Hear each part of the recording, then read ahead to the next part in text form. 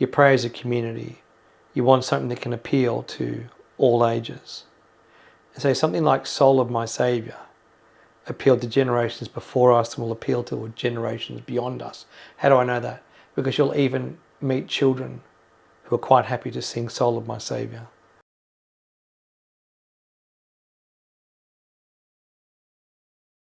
I'm here today with an old friend of mine, not old, but a friend of mine by the name of Father Brendan Lee. How are you, Father? Very good. James, how are you? Good. The music that I remember at Albury is from many years ago, where we had a music director who was excellent. You know him, what's his name? Ben Wilson. Ben Wilson, so he was excellent. And so we had a director of music, so he was able to sort of keep the music sacred and sort of aligned with the thinking of the church. He was able to draw musicians from around the place together. And of course there was great energy at St. Patrick's because we had a pipe organ. So a pipe organ can make or break a church, it really can. And we had a pipe organ. And so that drew the best players, including yourself there. Now at the cathedral in Broken Bay, we don't have a pipe organ. We have an organ, we don't have a pipe organ. And the music collection at Hornsby is more eclectic. Mm-hmm. So it's also guitars and tambourines and that sort of thing. So yeah. I'd say the best times for me musically at the church was the time when you were there and when Monsignor Fulton was there, because Monsignor Fulton had a vision. He got a director of music, a schola cantorum was established. It wasn't for everybody. Not everybody agreed with what happened, but I thought it was quite good. It was very fruitful in terms of music, and I gained a lot of experience there. Made a lot of friends. A lot of those people were from my generation, and consequently that kind of ended because we all started having young families. And it got a bit hard to maintain that commitment, even though I kind of stayed on in some capacity to this day. I think it's a complex one, and I know a bit about it because I was there when it happened, obviously. There weren't a lot of people against it, it's just that there were a few and they were vocal. As is always the case with people who want traditional music, and they go, oh, you want to go back to the old days. You say, what old days do you mean? The 1950s? And they say, yeah, the 50s. So, do you also mean the 1850s, 1750s, 1650s? They don't know how far back pipe organ and church music and Gregorian chant go.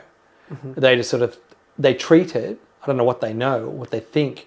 It would appear to me that they think that it's sort of like stuck in a time warp in the 1950s. They don't realise that Gregorian music has, chant, should I say, has been around for thousands of years. In fact, it predates Gregory.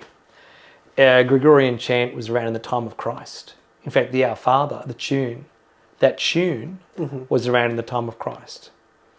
And even centuries before, in the case of King David, they chanted. Of course, it wasn't Gregorian chant, but it was chant, which we only start to call Gregorian. The sort of playing with guitars and drums and tambourines and that's very new in the church's musical history. And that's people at Albury who are sort of like that way inclined. They were the ones who challenged what was happening in Albury in those days. I think I've lived through the contemporary music and the most recent traditional music, and I'd say traditional music kind of is up my alley, having experienced both. And just to think about instruments like tambourines and guitars, well, the pipe organ predated those instruments.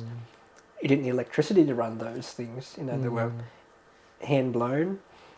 And of course the pipe organ has the ability to sustain the voice because it's a wind instrument, and we speak via vocal cords. Yeah.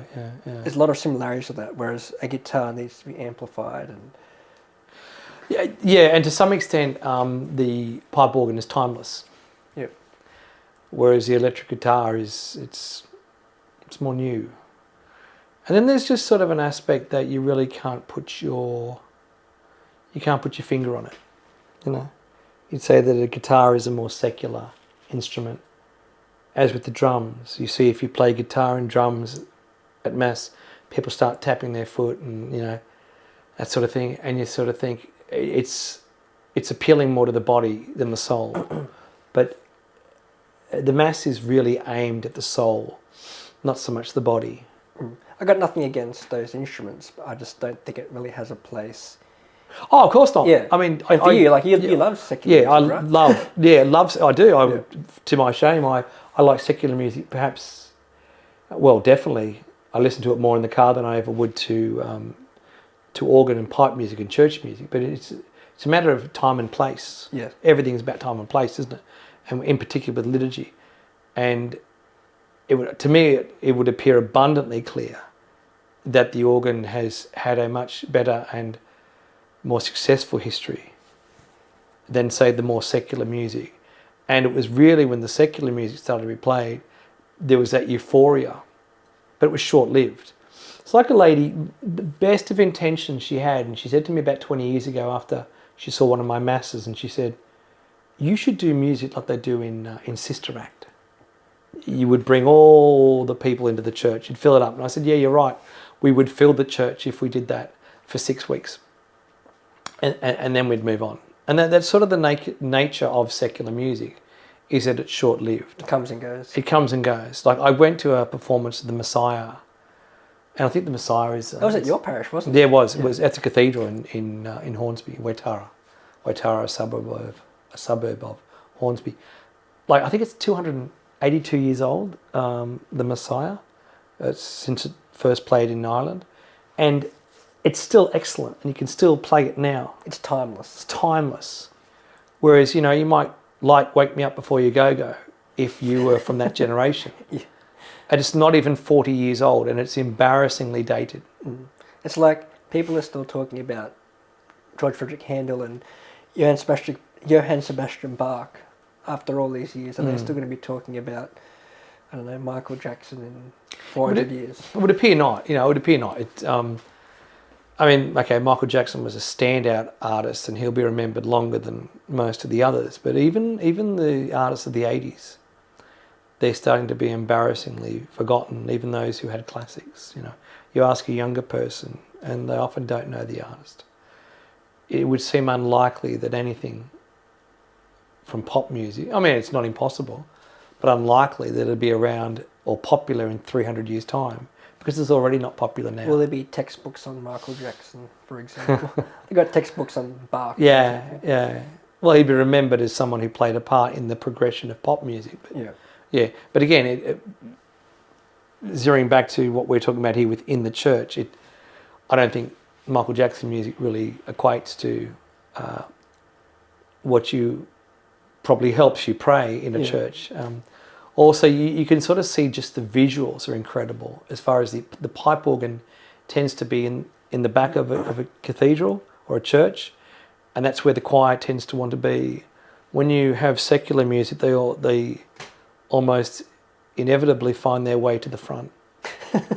It's like a show. It's a show. Yeah. It is a show, and it's in many parishes, the secular music has become something of a nursery. What I mean by that is that you will have accomplished musicians in the parish, and they'll sit in the pews, and they'll say, "I'll give the kids a go." You say, "Yeah, but the liturgies, the worship of God, it's not about giving the kids a go. It's about, you know, us praying to God as a community, and really giving glory and honour to God." It's just one of these visuals that you think it's not irrelevant, because you just see it so often. The pipe organ and the people who play them tend to be quite happy to have the pipe organ behind, and even the choirs behind. They want to be heard and not seen. That's not the case with the more secular music. They tend to want to be seen and heard. With microphones. With microphones and everything like that. The other thing you'll notice is also, and again, I don't think this is a point of, even though it might be a controversial point, I think it's abundantly clear that with the pipe organ and a choir, the congregation tends to sing, more likely to sing with that music than it is with, say, your more secular music, because you got the people singing in the microphones screaming. And in more recent times, I haven't got a cantor or a choir at the moment, and I'm just playing hymns. I haven't got anyone to lead the hymns, but you play like "Soul of My Saviour," and the congregation they sing.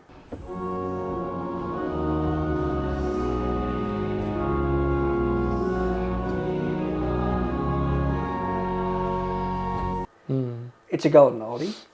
It's fairly metrical.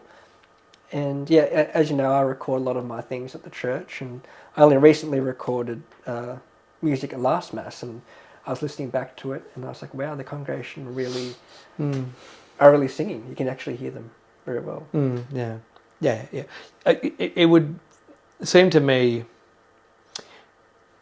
beautifully logical that you pray as a community. You want something that can appeal to all ages. And so something like Soul of My Saviour appealed to generations before us and will appeal to generations beyond us. How do I know that? Because you'll even meet children who are quite happy to sing Soul of My Saviour. And they attune to it very quickly. The more secular hymns, they get dated very quickly. And not everybody's keen to sing them. Do you know the Gather Australia hymn book? I'm aware of it, yeah. Soul of My Saviour isn't even in that. Yeah. That's a scandal. Yeah. And again, well, then you get onto a very controversial point, which is, does a more secular approach to church music want to accompany the tradition of the church, or does it want to replace it? And things, little hints like that would lead me to think that the desire is to replace it. I was at a meeting very recently that we talked about church music, and someone in their 60s scoffed, saying, "Oh, what do you want to go back to? Where there's charity and love," and the attitude towards that.